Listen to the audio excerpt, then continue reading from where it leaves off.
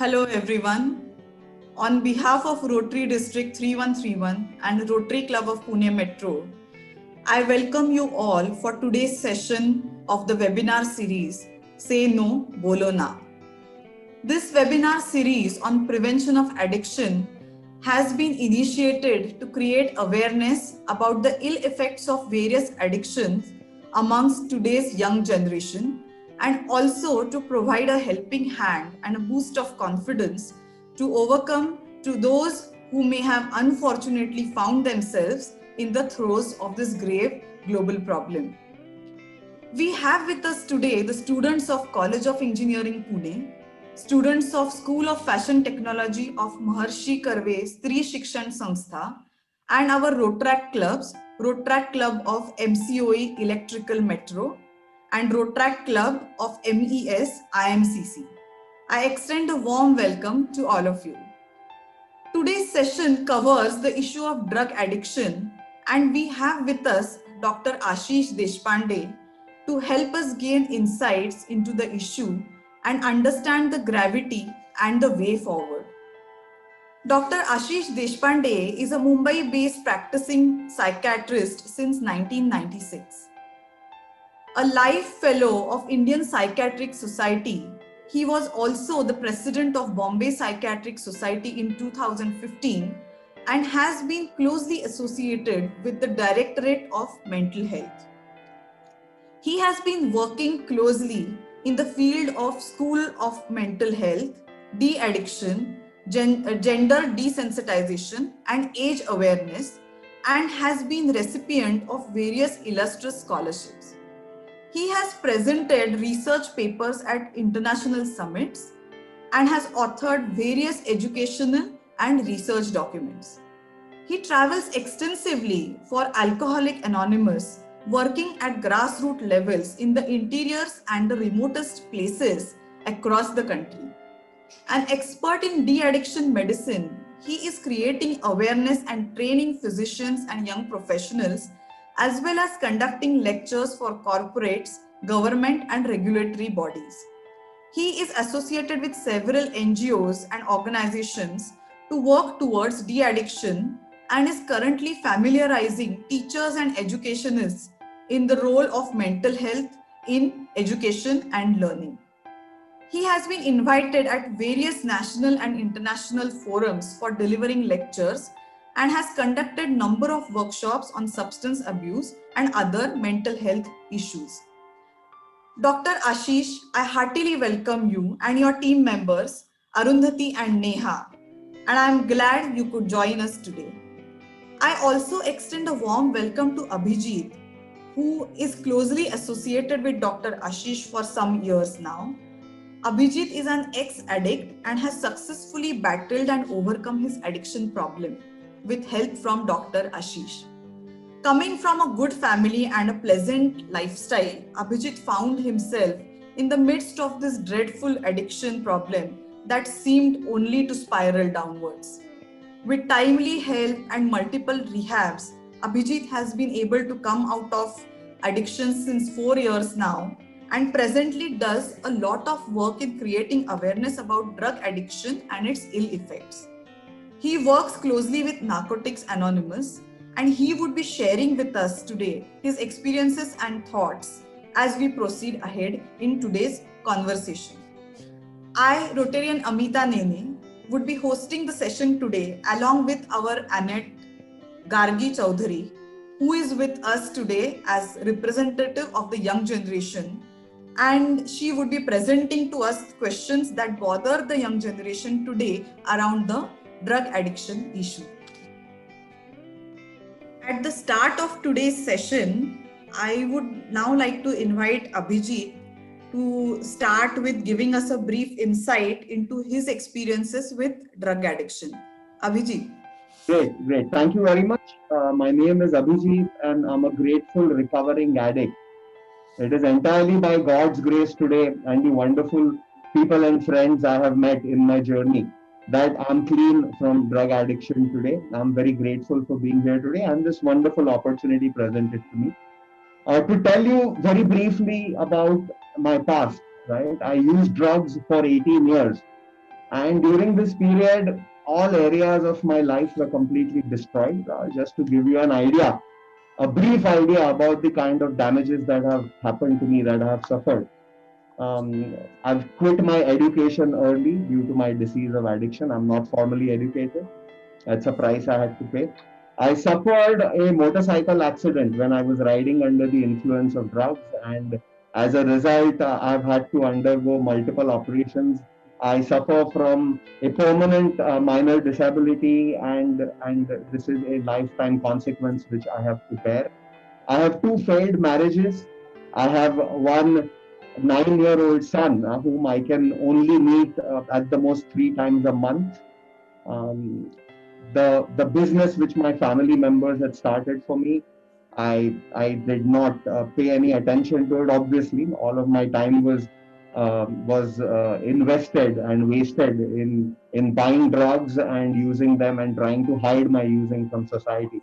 So yes, the business my family had started for me, I ran it into the ground and I had to sell it at a huge loss. And it is after that time that things really started going bad.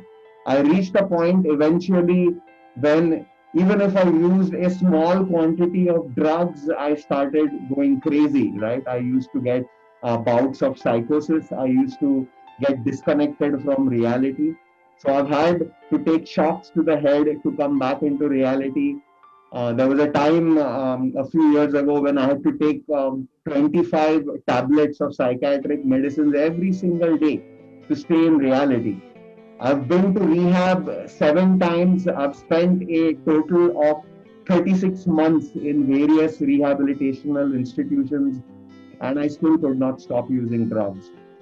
So it is with the deepest gratitude and it is with a whole lot of many positive emotions that I'm very happy to inform all of you that today I'm clean and I'm away from any and all drugs for more than 4 years, 8 months, and today is the ninth day actually. And this for me is an absolute miracle because things were so bad. And the problem was not that I did not want to stop anymore. The difficult thing and the exceptionally difficult thing for me was that I had come to an absolute conclusion that I cannot use drugs anymore, and I had accepted this as well. Even though the reason I had to repeatedly go to rehab time and again, and I was so broken as a result, is that my willingness to stop was not enough. I was hopelessly trapped in this situation. In hindsight, in retrospect, I realized the nature of the problem. The nature of my malady was that it stopping was never my problem.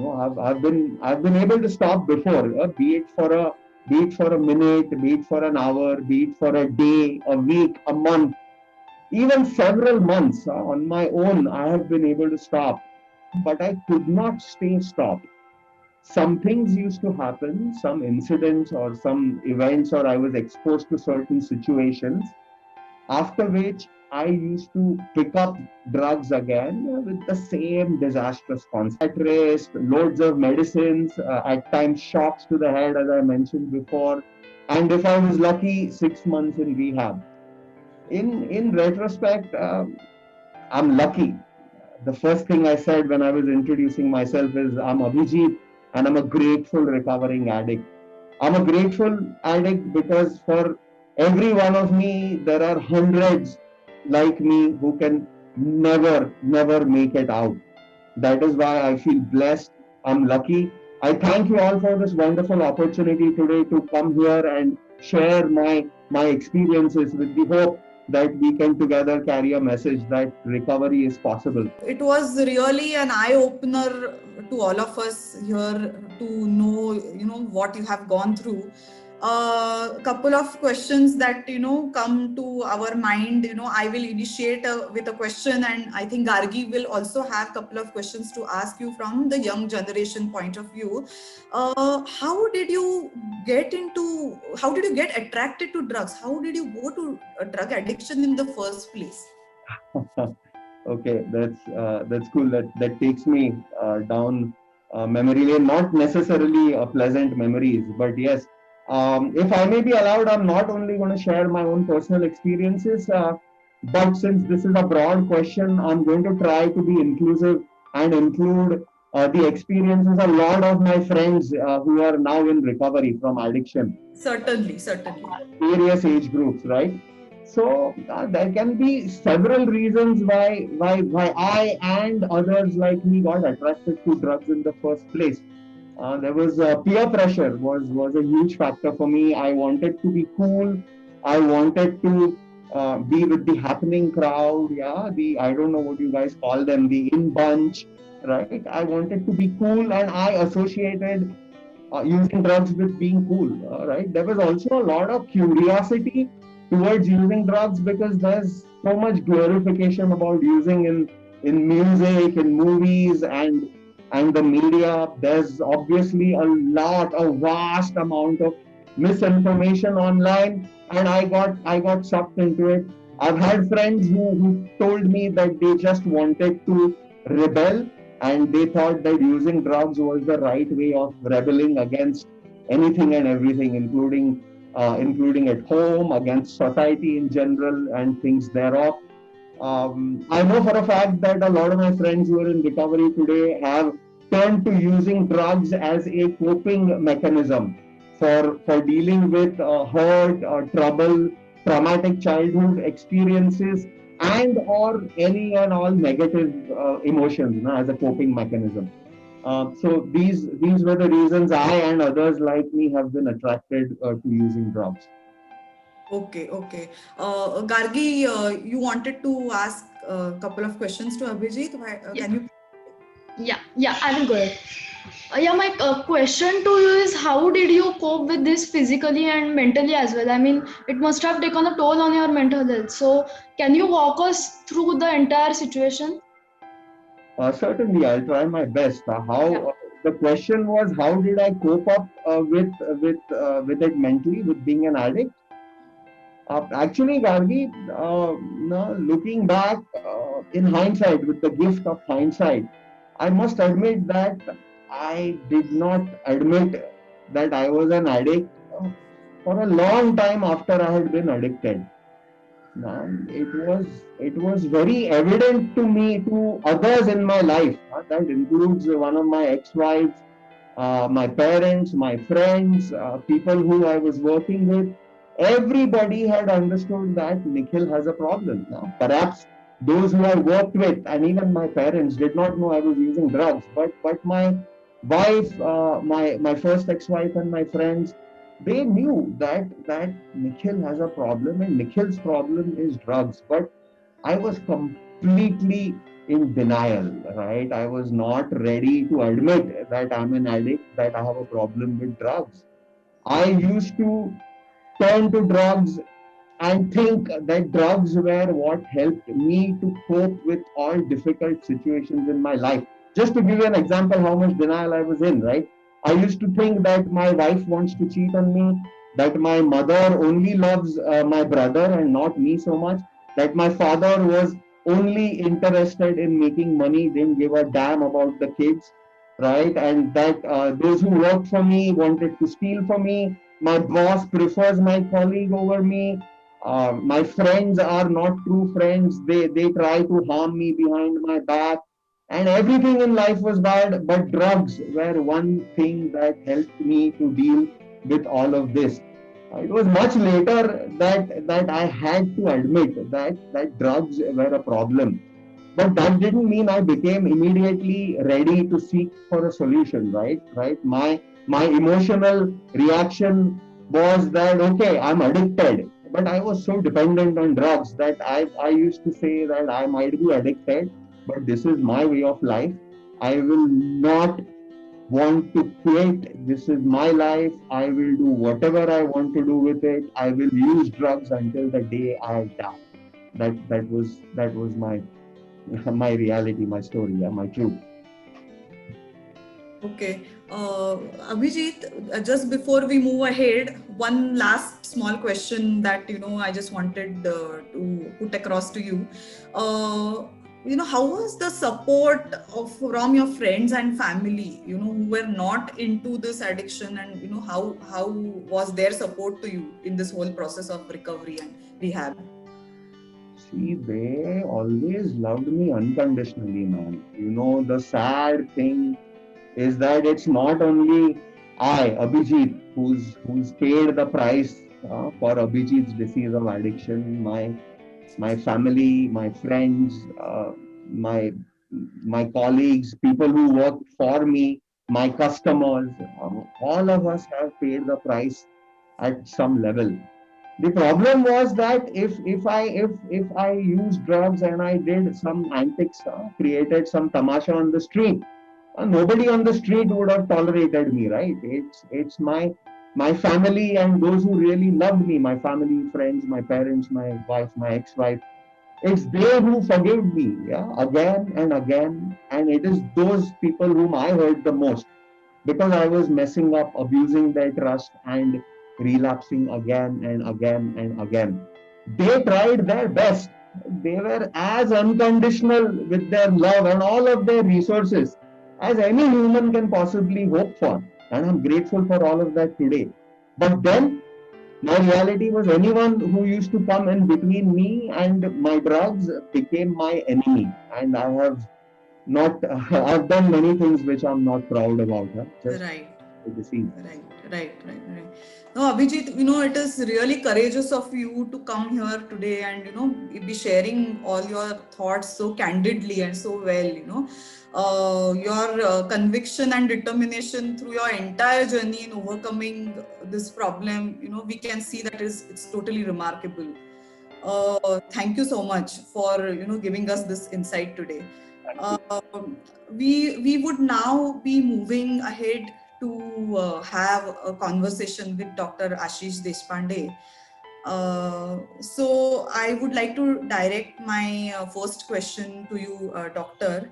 Um, Most of us have got glimpses of drug abuse and associated problems in India's young population through movies like Udta Punjab, or even the more recent incidents, following the Sushant Singh Rajput case. So we would really like to understand from you, doctor, what exactly is drug addiction, and whether usage of drugs and drug abuse is really so rampant in India. Okay, thank you very much for having me here. And I'll try to answer the question in two parts. Okay, is drug addiction rampant in India? The answer is yes. Unfortunately, the answer is yes. For the simple reason that, and it's not something which is a recent onset. Okay, right from olden days, different kinds of drugs were used. You know that opium or poppy seeds are still given to kids when they have loose motions or stomachache all over the country. Cannabis are being used by religious people for spiritual enlightenment awareness, heightened sense of spirituality. So genetics rules the roost, and depending upon the substance, the psychoactive or addictive substance that is being used, for each substance there is a different vulnerability. So for instance, 3 to 8% of people who consume alcohol are likely to become alcohol dependent, or maybe about 8 to 12% of people who consume cannabis are likely to get hooked on to cannabis, or are likely to have some social damage associated with cannabis. Heroin being the biggest culprit, and it can cause a lot of damage, 30%. Nicotine is 35%. It is very much similar to diabetes. Everybody who consumes sugar doesn't have diabetes. There is a restricted 8 to 15% of people who consume sugar are likely to have some problems in their genes which will make their pancreas work differently. And for a long time, people were trying to find out why some people behave abnormally, obnoxiously when they consume the psychoactive substance. Um, Medical science did not know how brain works, and that's the reason why it was called the Demon's Act, or it was called some kind of a evil spirit entering a person. Now we know that well, it is nothing else but a disease of the brain. And medical sciences have tried to understand this disease. And what I'm going to show you now is a few slides which will make you understand how that disease develops. So, as I was saying that it's a disease, and these are the addictive substances. And what on the left side is internet. The second molecule that looks like a dog is a slave to the person and then becomes a master. That is alcohol for you, alcohol. Right side is cannabis, then there is nicotine, and there is heroin. So addiction is not restricted only to chemicals, but even to experiences. So what are these experiences and chemicals? What do they do to the brain? These all addictive substances or experiences in common share one particular property, and that property is that they vigorously act on the reward circuit. So when I was in school, I stood first in the classroom. I was given a reward, and that made me work harder on my academic subjects. So this is a reward which maintains or sustains motivation. And the whole world works on rewards and the motivation theory. So these chemical substances or experiences, they act vigorously on the reward circuits of the brain and their connections in thinking brain, feeling brain, and memory areas. And because of that, you can say that they hijack, because of their potency to give pleasure, they hijack the thinking, feeling, and behavior areas, and they start dictating terms. On the right-hand side, you will see all these chemical substances that are known to man, which are addictive. And if you see, on the horizontal axis, we have physical harm. On the vertical axis, there is the dependence harm or the compulsive consumption harm. And you will see that heroin tops the label. It's most physically harmful as well as dependence causing. And if you see alcohol, alcohol is somewhere in between. And if you see nicotine, tobacco, it is one of the most addictive substances and it causes physical harm also. So these are the chemicals. How do they exactly act? This is a picture that most of the cricket fans would remember. This is the famous Wankhede Stadium in Mumbai. And it is said that the functional areas of the brain, if you roll them into a bread or a chapati, then it is likely to cover, the functional areas are likely to cover one ground space of Wankhede Stadium. So those many functions are attributed to the brain areas. And all these functional areas are connected with wires. So there is electrical impulses carrying from each area to the other. And all these areas being interconnected, they know exactly. So right hand knows what the left hand is doing. And we have so many other abilities in the brain which we do not consciously think about, but they are being processed. Now, just like in diabetes, we know that there is a specific area next to the intestines called pancreas and islets of Langerhans which are affected. In the brain, there is one particular area which is right above the ears and behind the eyes. So that area is the area which gradually gets affected differently. We call it nucleus accumbens and ventral tegmental area, and its connections all over the brain. So as I said, that there is certain area of the brain and then there are connections in the brain that start getting affected. When they are affected, what exactly happens? This is an electron microscope picture of two nerves interacting with each other. Now we know that when an electrician comes to our house and he plays with the wires, there is an insulating plastic material and inside there is a metal wire. So nerves are like metal wires, and those metal wires, if they need to be connected in the house, they need to be electrically entwined. But physically, when it happens in the brain, there is no connection. There is a space, and that space is called the synapse. So the white channel that you see in between the top portion of the picture and the lower portion is called the synapse. The yellow circles that you see are the vesicles, and the yellow dots inside are the neurotransmitters or the chemicals which, when released in the synapse, they swim, float, run, and go to the next neuron. The flagellated structures that are receiving those neurotransmitters on the other side of the river, these are called receptors because they receive the chemical. And once the neurotransmitter flies, swims, floats from one side and reaches the second side, the receptors interact and a chemical reaction happens, and that's how the next neuron gets stimulated. Now, in our brain, everything happens at the synaptic level. Now, to give you an example, our brain is like a Ban Muthi. So the fingers, the red portion that I have shown, is the thinking brain. Then the next portion is the emotional brain. The yellow part is the brain stem, which controls our breathing rate, our heart rate, etc. The nails are the communication start areas. So when they are closely associated with thinking brain and emotional brain and the brain stem, then the brain is in health.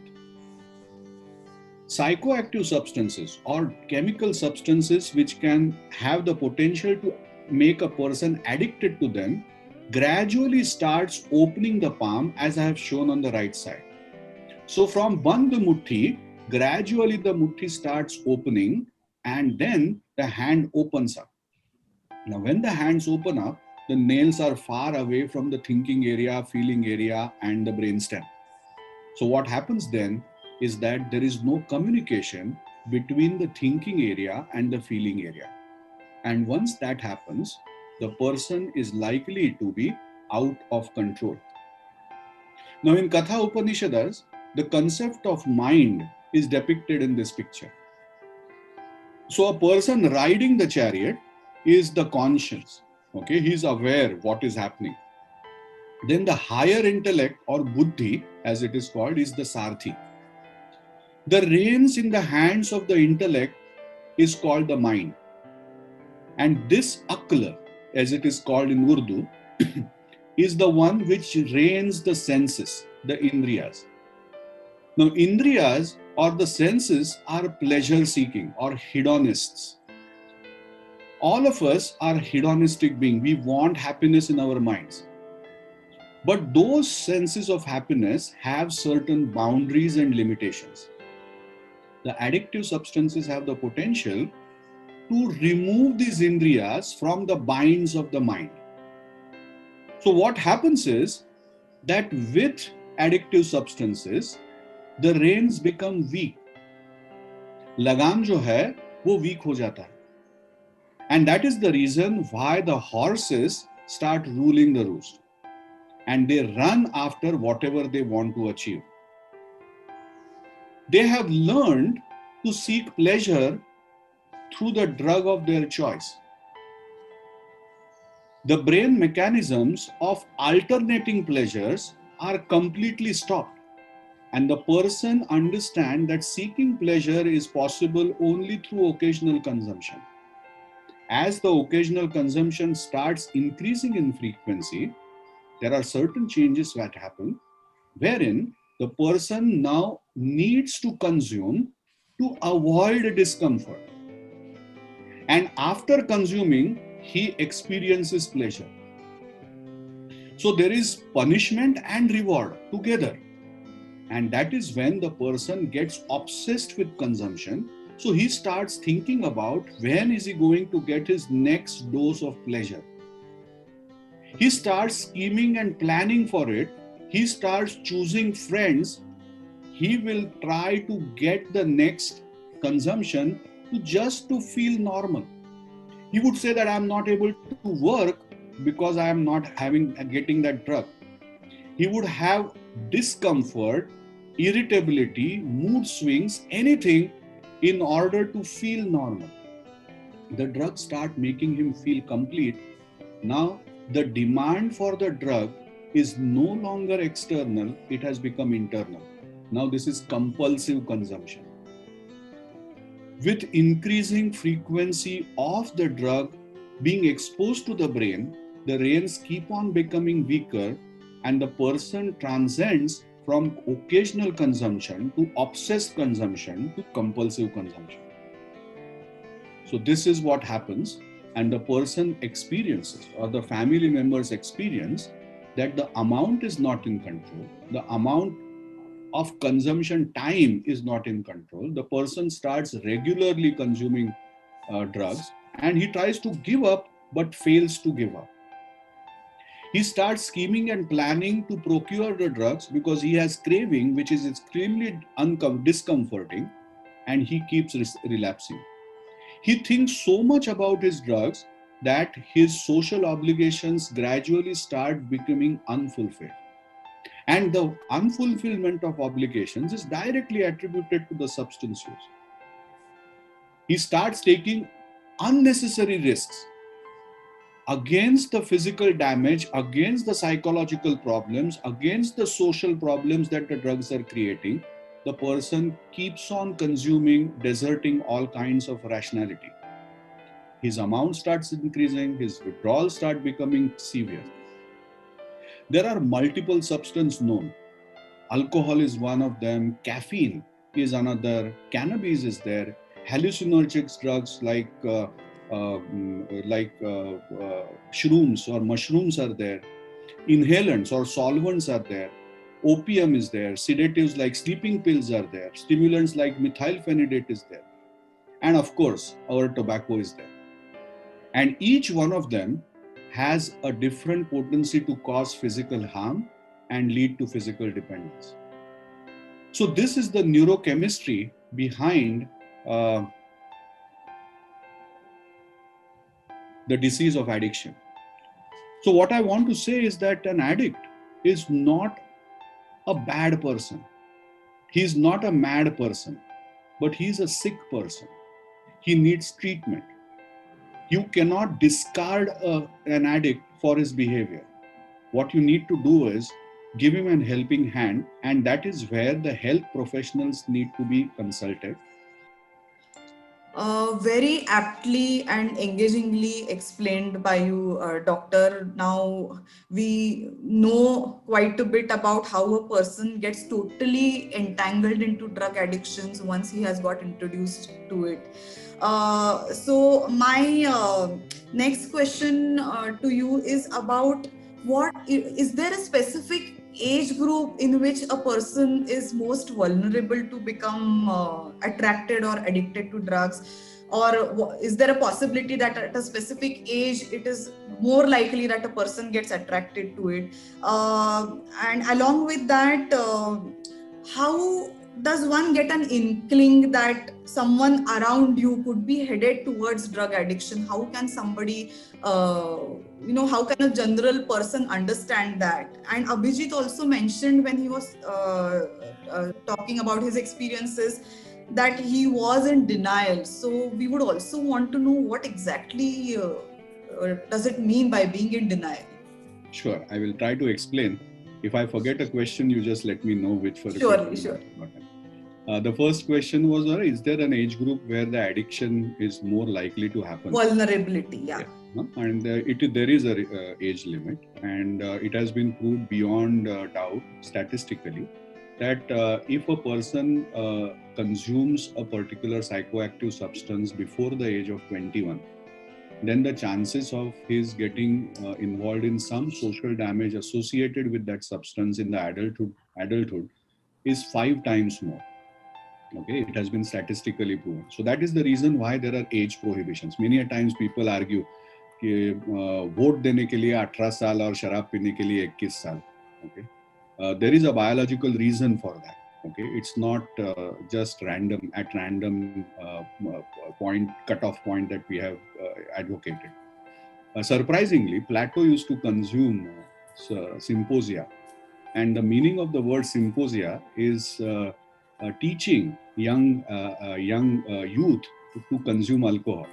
Okay, now we use the word symposia in a totally different context, but that was the meaning of the word symposia. And he concluded from his observations that 21 was the age at which people should be allowed to consume alcohol, and they need to be trained about how to drink. So why does it happen? Because we call them formative years, and at that time what is happening is, through the adolescent, the decision making prowess of the brain is shifting from emotional cortex to thinking cortex. So that transition is happening at that time, and this transition is associated with multiple neuronal circuits getting rearranged. Now, any kind of interference through chemicals or through experiences at that time is likely to damage these neuronal circuits and make them weak. And if they become weak, then obviously the conversion into decision making into thinking brain becomes difficult. It is hindered. Okay, so then the thoughtful decisions don't happen. Okay, so that is the reason why those age prohibitions are there. So if you consume, that doesn't mean that after, if you consume after the age of, you will never get addicted or become, but likelihood of social damage associated with that substance is 5 times less. Okay, so that should answer your first question. Okay, what was the second question you asked? It was about, how does a common person get insight into somebody around him being attracted towards drug addiction, and what exactly is denial, because the person who is getting into addiction is going to be in denial. So what does exactly that mean? See, what happens is that all of us consume sugar, right? And how many of you consume sugar because you want to be a diabetic one day? Nobody. Nobody wishes to become diabetic. Okay. Similarly, no addict or an alcoholic wishes to become an addict or an alcoholic in his later life. He also wants to consume alcohol or any of these drugs recreationally. He wants to enjoy. He wants to make maximum out of his life. Okay, that is his experience. That is his need. Okay. So when he is consuming, okay, he just like, we don't know whether the diabetic processes have happened in my life, my body or not. Okay. One fine day when I go for blood test, I will find that, okay, I've got diabetes. Okay. Similarly, that laboratory test that is available for diabetes is not available for addiction as of now. Okay. And that is where everything goes wrong. The second thing is that these chemicals in the brain, they are associated with multiple neuronal systems.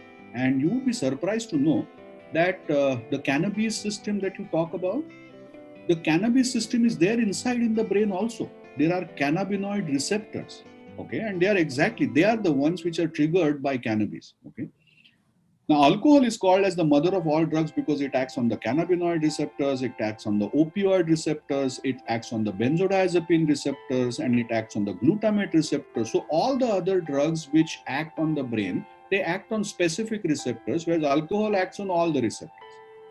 The point that I want to make is that these receptors are manipulated in such a way that the person consciously, the Atman, doesn't know that these changes are happening. The intelligence feels that he is in control. He doesn't know that the reins that I was talking about are becoming weaker and weaker by the day.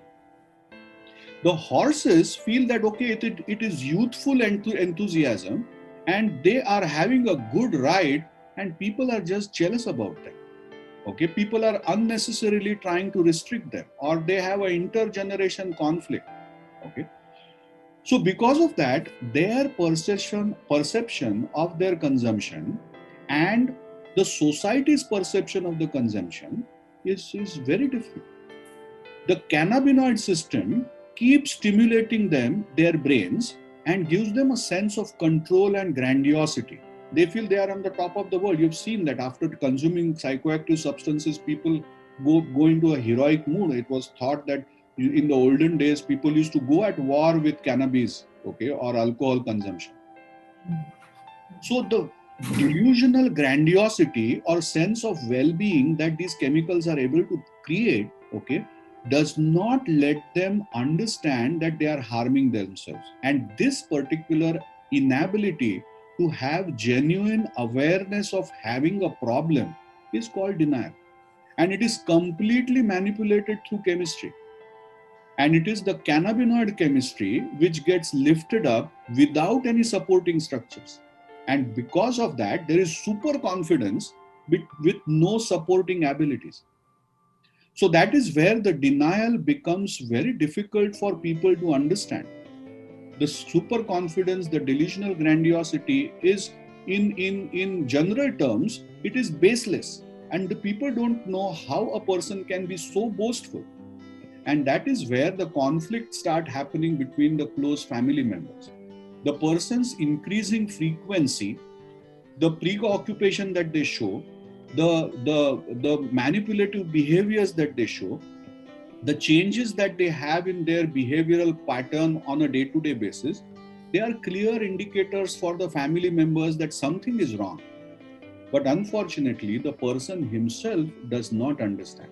Many a times you have to wait till the rock bottom, where the person hits bottom so hard, either biological or psychological or social.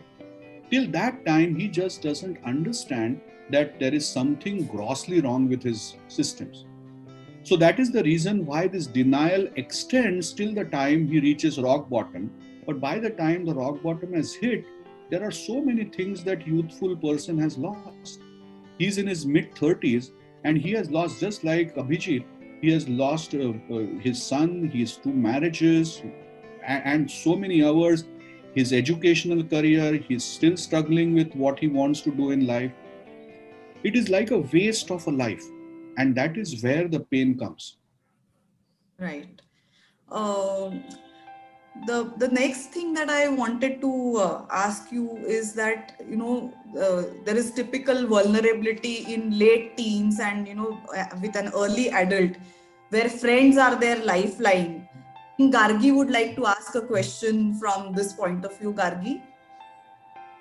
So speaking for my generation, we are a generation that can go to any extent to just get accepted by friends or to have a sense of belonging. So can you just give us some insights on how to deal with peer pressure or influence of friends? Yeah, I know this is something that, Gargi, I would like to ask you a question. How many friends do you have? I have 10 to 15 close friends, and then there is this another circle. Yeah. So of those close friends, how many consume drugs? Fortunately, not a single person. And how many people do you know who consume drugs? I know 2 or 3 of them. Out of how many? 100, 200, 300? Yeah. But there are forces in the society which make you believe that every other person in the society is consuming drugs. Okay. So Yeah. there is a pressure to sell drugs. Okay. You remember that drugs don't sell just because an addict wants it. Okay. People sell drugs because they have vested interest in it. So the drug pusher, the drug peddler, the politicians, the administrators, the policymakers, everybody, okay, they have their, and not everybody, but few of them, okay, belonging to this system have their vested interest. And it helps them or their cause to make a perception that it's okay to consume. In fact, every living person consumes, their business margins increase. Okay, so they are continuously at it and they will talk about it vociferously. Okay, but we who probably do not have such high regard for drugs, okay, we will never talk about it. We will say, okay, I don't care, I don't consume. But it is high time that we also talk about it. The reason is that I might not have consumed alcohol, but I might be walking on a street and somebody who is drunken and driving, he might hit me and I might get killed. Okay, so it is not necessary to consume drugs, okay, to get affected by them. You would be surprised that in Bombay Municipal Corporation, 80% of medical emergencies happening at every night, okay, are associated with substance use some way or the other. We are paying taxes for that. Right? So we have a right to decide what policies we should have about substance use in the society. Am I for bans? No, I'm not for bans. Okay, because bans don't work. Okay, we have to live in a practical world and real world. So I'm not for bans. Okay, but evidence-based interventions need to be placed in the society in order to address this issue.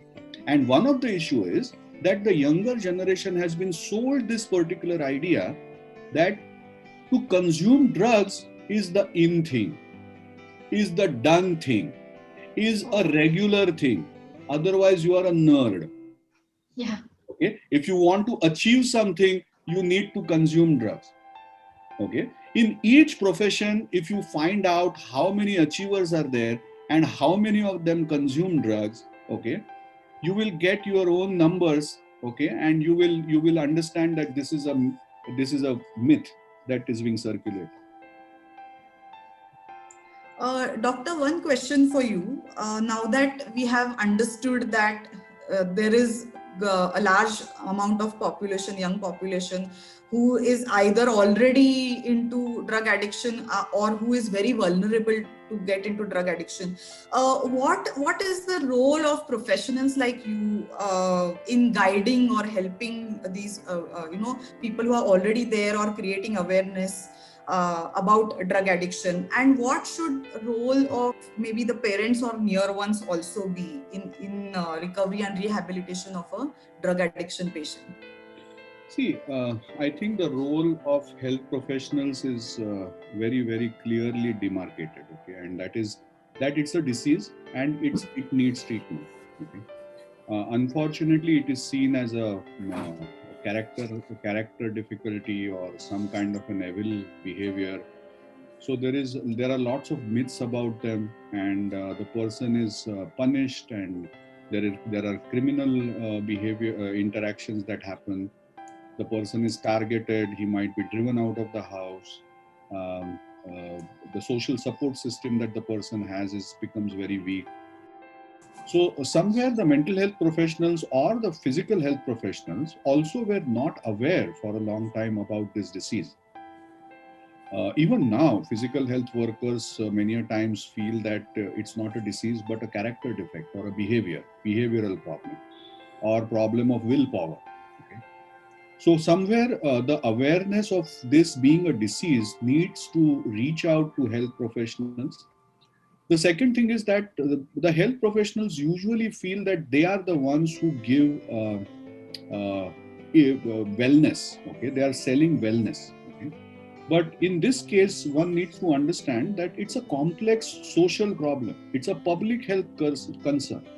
One of the person, just like coronavirus, one person has an infection, but the spreading happens because of population density and not ready to wear a mask or follow the the physical distance hygiene, etc., etc. So just like polio requires vaccination, these are social issues which are associated, which translate into a medical problem. Okay? So similarly, in addiction also, there are social issues that are associated. And those social issues are associated, are about the myths about alcohol. They increase sexual potency, they give say some kind of a masculinity, or they help increase your creativity. So all these things are circulated in the society. Some examples, okay, which are given that, okay, particular person was consuming drugs and he created so much of good music or so much of good paintings. Okay? So these are isolated incidences which are thrown at you because you don't know others. You accept them as a norm. Okay? So one has to be rational and try to get together as health professionals to give the facts to the young population. Just the way I told Gargi that out of so many people she knows, only 2 people she feels probably are taking drugs. So that means other 98 out of 100, 98 are not even venturing into those areas. So what is a norm? Norm is not taking drugs and still be productive in life and creative in life. Okay? So this is something that and in addiction, there is something called preventive paradox. Now, what is preventive paradox? Is that just like cancer, when it goes into the terminal stage, the recovery rates are bound to be less.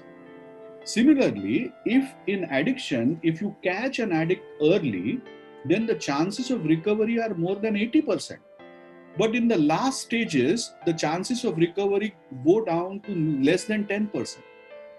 So catching an addict early is extremely important. Helping an addict early is extremely important. So where is that likely to happen? That is likely to happen in schools, colleges, educational campuses. That is our only bet, because there the youth is going to come. So our educational institutes have to not give only education, but we have to make people civil and healthy in order to come and be a responsible citizen of the country. So that is the reason why this is an equal opportunity for health professionals and academicians or educationists to work together for the future of the country.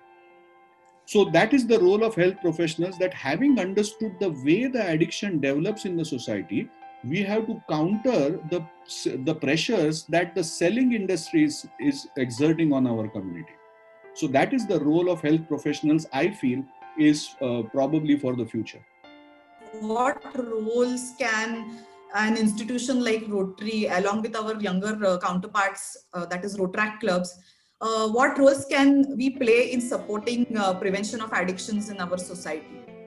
I'm very happy to announce that in India, Rotary Action Group Against Addiction Prevention has been formed. And since 2017, it has been done internationally, and Rotary India has taken a lead. And Rotary India is wanting to take up the cause of addiction in the country, just like they did take the cause of polio vaccination and literacy mission. They want to take this cause as a forefront, as a thrust area, which they have taken, and the work is going on. The project is called De-Addiction Connect, and where the Rotarians would help the communities to come together. In the communities, I mean, the health professionals will be brought together, the academicians would be brought together, the government mechanisms would be brought together, and overall, everybody who is like-minded and understands the concerns regarding this public health concern, they get a platform to voice their concerns and put up their thought and action against the menace of substance use in the societies. So we are looking forward to working with RAGA-P India, and the project is De-Addiction Connect, and not only the Rotary, but the Rotaract is enthusiastically involved in it, because I'm sure people know that young kids interact better with enthusiastic people, young people, rather than people like us. So yes, we depend on Rotaract a lot. And of course, Inner Wheel also we would like to interact with, because many a times these kids who are going through the addiction, they require that motherly love. So we want the whole community to take charge of the addiction issue in the country. I guess we have got some very valuable information on drug addiction issue from today's session. Your insights, Doctor, have been very enlightening to all our viewers and listeners, and we certainly are working towards a more aware and responsible generation, and also equipped with necessary understanding on the issues of addiction in the long run with the help of webinar series like these. I want to invite Abhijit now for giving us a quick message about the different kind of support groups that people can reach out to in case of drug addiction. Thank you, Amita ma'am. So I had a huge struggle in coming out of the mess I was in. I got the correct message of recovery the 7th time I was in rehab. It's only due to Dr. Ashish Deshpande. I said I was taking 175 tablets a week of psychiatric medicines. Today I take one tablet every 8 days, and it's only because of Dr. Ashish Deshpande. Narcotics Anonymous is a fellowship where I need to go to keep my disease stopped, to stay in recovery. So to tell simply, it was, I got the message of recovery. Dr. Ashish gave me disease education and medical treatment, and to stay in recovery, I need to go to Narcotics Anonymous.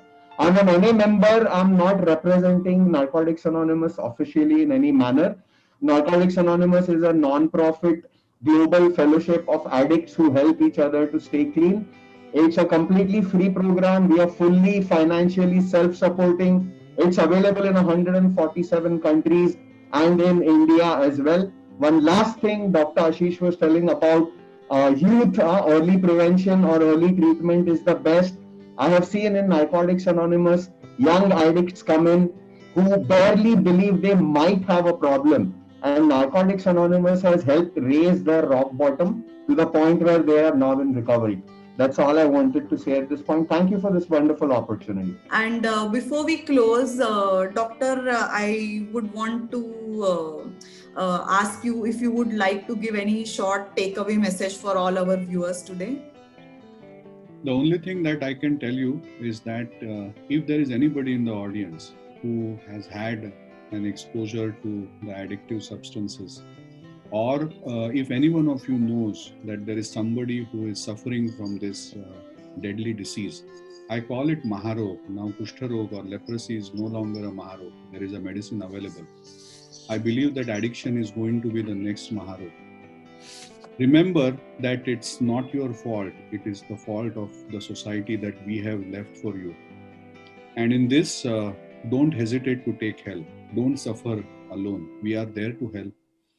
As Abhijit said, Narcotic Anonymous, Alcoholics Anonymous is there to help you take care of you. The mental health professionals don't have a stigma about it. Mental health is for your own good. Don't fall prey to the myths that are circulated about mental health, but certainly don't trust the beliefs that are circulated about drugs. It is just a disease, and we all together can fight it and be victorious. So all the best, and be safe and take care. Thank you, Doctor. That was a really thoughtful and deep message indeed. And your words will remain carved in our minds going ahead, no doubt about it. On behalf of all the organizers and the viewers, Dr. Ashish, I would like to thank you profusely for your valuable time and your priceless insights as well. Thank you, Abhijit, for joining us today, showing so much courage and opening your heart to us, sharing your candid experiences and your journey to overcome addiction. Thank you so much for that. It will certainly provide a perspective of hope and faith to all our audiences. Thank you, Arundhati and Neha, for all your back-end support and all through the interactions with Shilpa. I thank all our partner institutions, their students, Rotarians, Rotractors, my co-host Gargi for representing the young generation, and all our viewers for being part of our prevention of addiction mission. In addition to the apt tagline of our webinar series, Say No, Bolo Na, I would add one for closing today's session, that is, say no to drugs and say yes to life. Thank you so much. Thank you. Thank you.